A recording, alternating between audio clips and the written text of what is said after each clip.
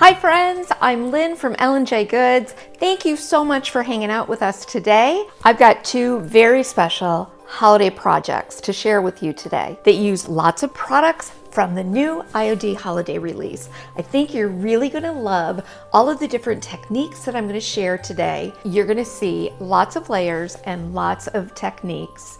So let's get started on these projects.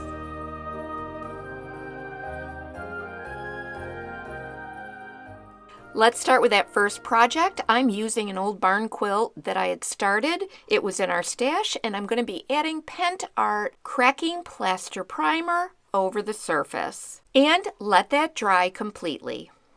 While the primer is drying, I'm going to grab a page from the new IOD transfer for holiday called La Folie. I cut out that one piece. I'll save that for another project. Now it's time to apply the Pentart Cracking Plaster. I love to use the IOD Silicone Blade to spread that over the surface. After this dries, you're going to see the cracks start to appear. I'm loving that that red may show through.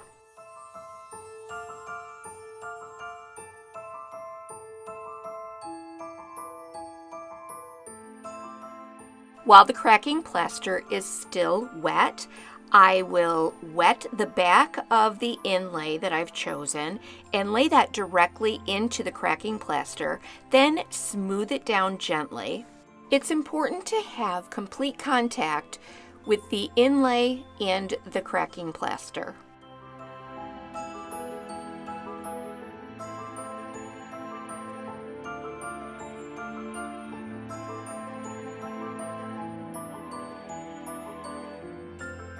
Once the inlay has been applied, mist the back of it gently with a little bit of water to start to activate all of those pigments. They're going to embed right into that wet plaster. Set your project aside to dry completely. When the cracking plaster has dried, I will mist the back of the inlay sheet with a little bit of water just to help to release it from the cracking plaster. This part is very exciting because you get to see all of those cracks which have occurred and how they crack right through the pigments from the inlay sheet. And you can see a little bit of that red from the old barn quilt showing through as well.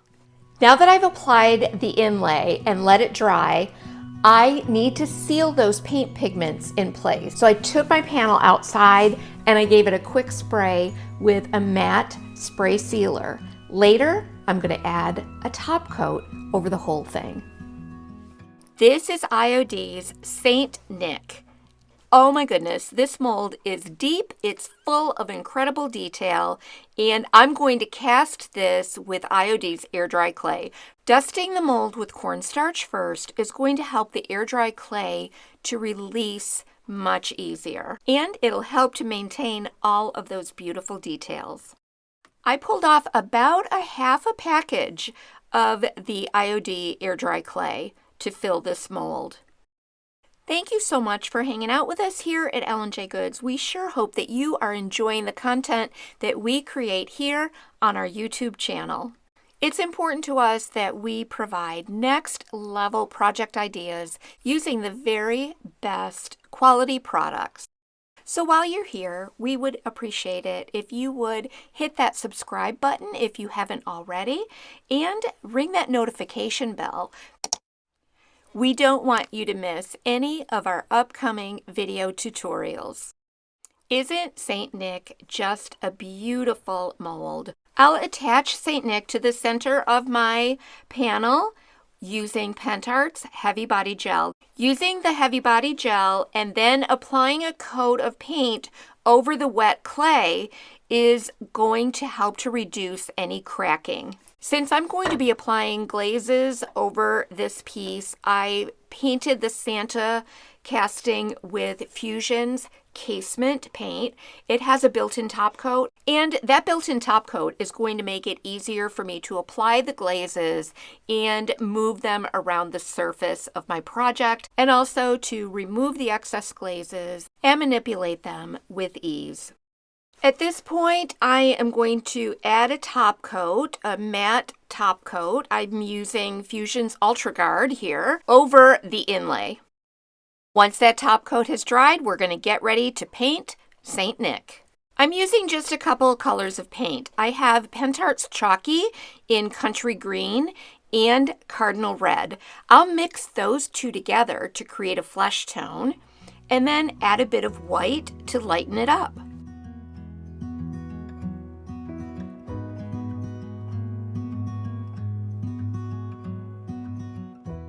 I'll start by base coating in St. Nick's face with that flesh tone mixture.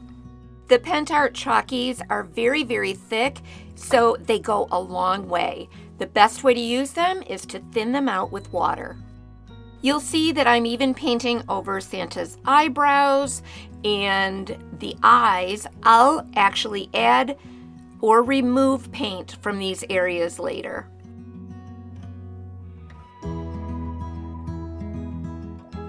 To remove the paint from the eye area and the eyebrows, I just use a cotton swab or a wet baby wipe.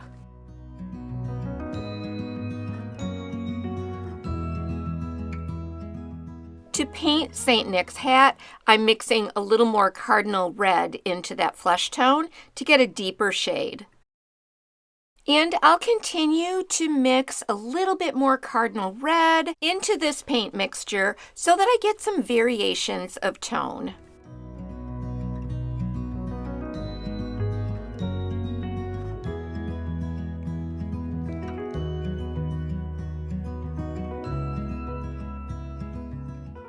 I find that I get the best effect when I'm painting in the face to thin out those paint colors and apply them in layers so that they create more depth. Here I'm applying some Cardinal Red to the cheeks and nose and blending it in with my paintbrush.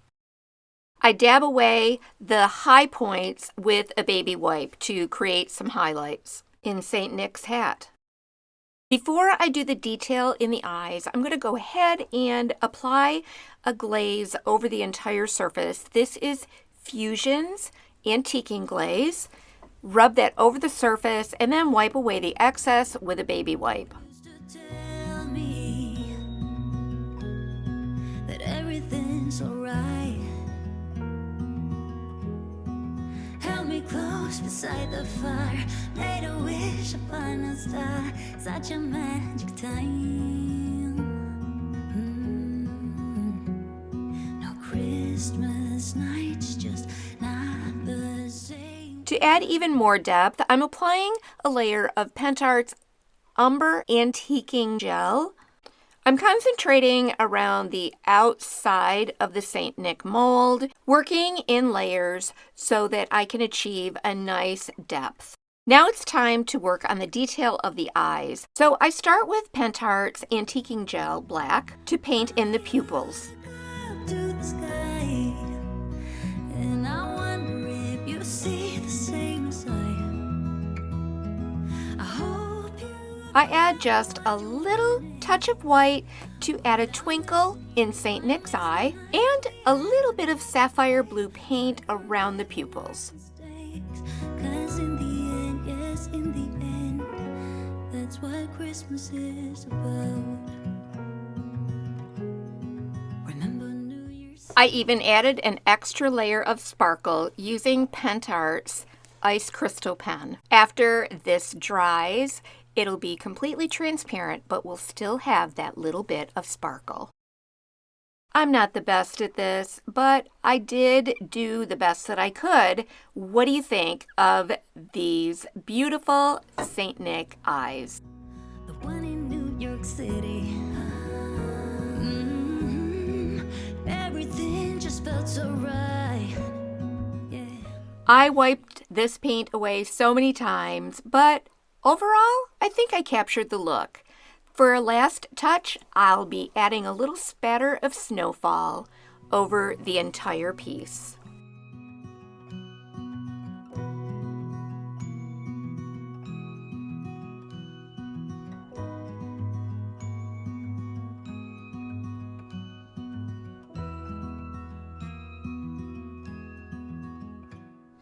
Let's get started on our second project. I am super excited to share that L&J Goods now has ALUMILITE casting resin in black, tan, and white. I love that we have them in various sizes. They're so quick and easy to use. For this next project, I use the amazing casting resin in black. Measure out equal parts A and B and then mix these two components together. Pour them into the mold. They set up so quickly, like in 10 minutes, and then just pop them out of the mold. I'm going to use a little panel that I had created as a demo piece to show how to use Pentart's cracking paste. Then I took some Fusion casement paint and randomly brushed it over the surface just to fill in some of those cracks.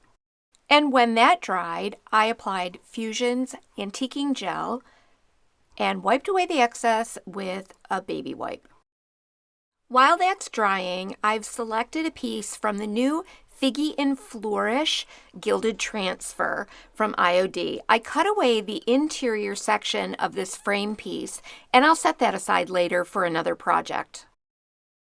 When the panel is dry, apply the Gilded Transfer over the surface and then use the applicator stick to rub this into place and transfer all of that beautiful gilding. See the candles come as the year gone by.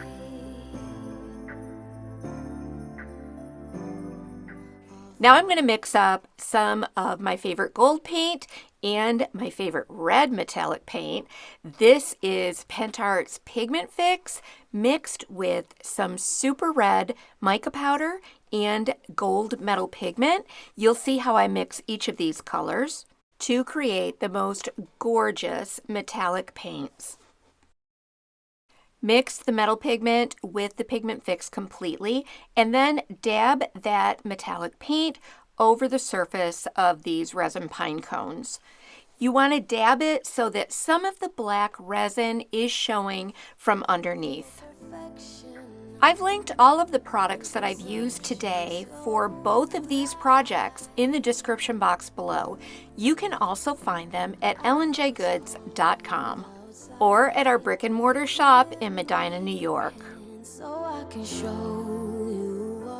I've selected a few of the pine branches from FIGGY and FLOURISH and some pine cones from the IOD Winter Botanist Transfer. I'll be creating layers with these little transfer elements to really build up some interest and depth and texture. I'll start from the bottom layer and work my way up. Now watch how I add one of those gilded transfers from FIGGY and FLOURISH and layer it right over top of the transfer from Winter Botanist. This little detail is so special.